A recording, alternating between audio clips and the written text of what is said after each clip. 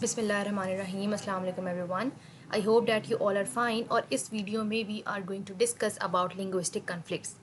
Last video में हमने discuss किया कि what is linguistic imposition, linguistic imperialism क्या है, और आज की हमारी वीडियो है लिंग्विस्टिक कन्फ्लिक्ट के ऊपर।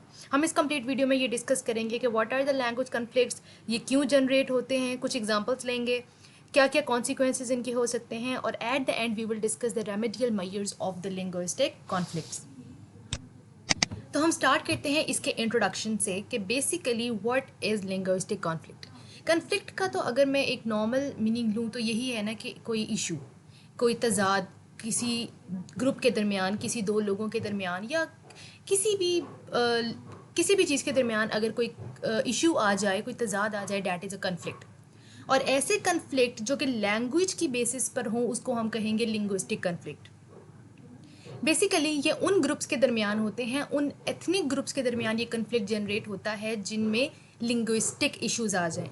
यानी कि एक ग्रुप अपनी लैंग्वेज को ज़्यादा प्रायर समझे, ज़्यादा सुपीरियर समझे, और दूसरा ग्रुप जो है वो अपनी लैंग्वेज को ज़्यादा सुपीरियर समझे, और दोनों में कन्फ्लिक्ट जनरेट हो, आइदर वो हिस्टोरिकल हो, जियोग्राफिकल हो, डायलेक्ट्स के तौर पर हो, कोई पॉलिटिकल इशू हो।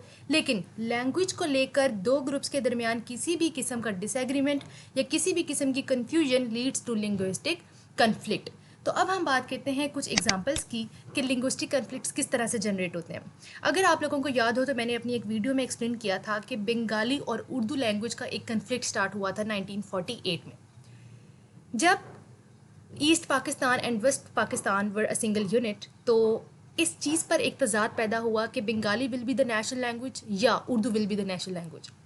जब उर्दू को नेशनल लैंग्वेज बनाया गया तो जो बंगाली स्पीकर्स थे उन लोगों ने ये इशू क्रिएट किया कि हमारी लैंग्वेज को क्यों नहीं नेशनल लैंग्वेज बनाया गया, जबकि उर्दू लैंग्वेज बोलने वाले सिर्फ 3% ऑफ द पॉपुलेशन थे और बाकी 56% जो थे वो बंगालीज थे।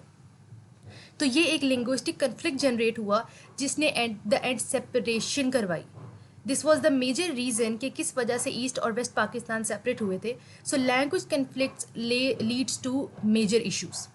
कन्फ्लिक्ट्स बहुत तरह के हो सकते हैं, they may be natural, multi dimensional, universal. और क्यों होते हैं? क्योंकि डिसएग्रीमेंट आ जाती है। तो ये एक एग्जांपल थी। इसकी मैं आपको एक और एग्जांपल दूं कि सराइकी और पंजाबी में एक कन्फ्लिक्ट जनरेट होता है। पंजाबी स्पीकर्स ये कहते हैं कि सराइकी को हमने complete as a language accept नहीं करना। क्यों? वो कहते हैं कि Saraiki language is a dialect of Punjabi language, जबकि सराइकी कहते हैं कि we have a different identity, we have a different language, हमारी अपनी लैंग्वेज है। उनके जो लिंग्विस्टिक डायलेक्ट्स हैं, उनके जो जितने भी वर्डिंग, उनकी वोकेबलरी है, that is different from Punjabi language, their accent is different.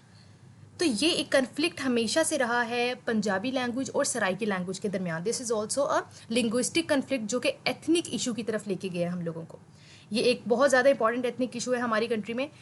Bye the way, coming towards the next point, there are many causes of the linguistic conflicts. Historical causes हो सकते हैं, जैसा कि मैंने आपको अभी बताया कि बंगाली लैंग्वेज और उर्दू लैंग्वेज का एक हिस्टोरिकल कॉज था। अभी भी अगर हम बात करें तो ये एक इशू जनरेट होता है।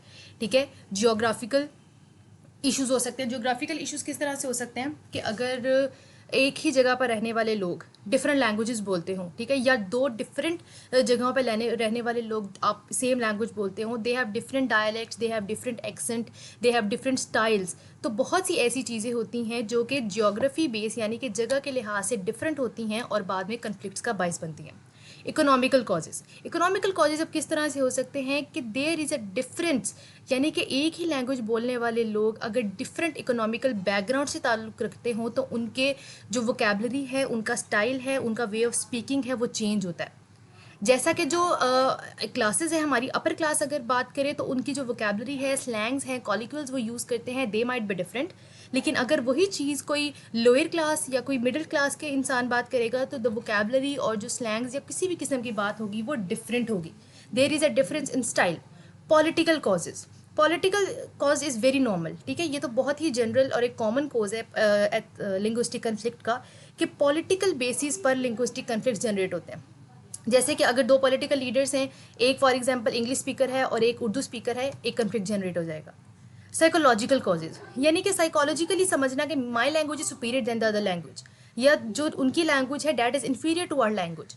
तो ये कुछ कॉजेज़ हैं जो कि लिंग्विस्टिक कन्फ्लिक्ट्स का बायस बनते हैं। Next we have consequences of the language conflicts. अब बहुत ज़्यादा हमारे पास रिजल्ट्स देखने को मिलते हैं कि किस तरह, मतलब क्या क्या चीज़ें होती हैं ऐसी जो लैंग्वेज कन्फ्लिक्ट से हमारे सामने आती हैं। सबसे पहली बात तो ये कि जो माइनॉरिटीज़ होती हैं ना, जैसे अगर एक एरिया में इंग्लिश स्पीकर ज़्यादा हैं और सिर्फ 3-4 लोग हैं जो फ्रेंच बोलते हैं, तो उनके लिए एक थोड़ा सा डेंजर टाइप आइडेंटिटी उनकी क्रिएट होगी कि उनकी जो आइडेंटिटी होगी वो डेंजर में होगी। उनको ऐसा लगेगा कि जो मेजॉरिटी ग्रुप है वो अपनी लैंग्वेज को इम्पोज कर रहा है हमारे ऊपर, ठीक है। रीजनलिज्म ज़्यादा हो जाएगा और उस हवाले से फिर जो पॉलिटिकल पार्टीज़ हैं जगह जगह पे, लैंग्वेज के लिहाज से लोग पॉलिटिकल पार्टीज़ बनाना स्टार्ट कर देंगे, formation of regional political party start हो जाएगा। डिमांड फॉर सेपरेट स्टेट्स, जैसा कि मैंने यहाँ पर बंगाली और उर्दू की एग्जांपल दी। इनर स्टेट बॉर्डर डिस्प्यूट्स, तो काफ़ी ये कॉन्सिक्वेंसेज हैं लैंग्वेज कन्फ्लिक्ट्स के। तो ये हमारे पास कंप्लीट था कि किस तरह से लिंग्विस्टिक कन्फ्लिक्ट्स जनरेट होते हैं, उनके क्या क्या कॉजेज़ हैं, कि क्यों इसके रिजल्ट्स क्या होते हैं। तो एट द एंड हमने सिर्फ ये देखना है कि हम इसको ख़त्म कैसे कर सकते हैं, ठीक है। तो इससे क्या हम ज़ाहिरी बात है, लाइक लैंग्वेज जो है ये एक पॉलिटिकल रिसोर्स है, ठीक है। अब लैंग्वेज एजर्ट करती है पॉलिटिकल स्टेटस को भी, इकोनॉमिकल स्टेटस को भी, और लैंग्वेज ही एक ऐसा फैक्टर है जो आपकी एथनिक आइडेंटिटी आपको देता है। और language is a key, simply I can say that language is a key to manage and resolve conflicts. तो लैंग्वेज के थ्रू आप कन्फ्लिक्ट्स रिजॉल्व भी कर सकते हैं और लैंग्वेज के थ्रू कन्फ्लिक्ट्स जनरेट भी हो सकते हैं। So basically, language is a need which relates to the issues of identity, ideology, resources and governance. ठीक है।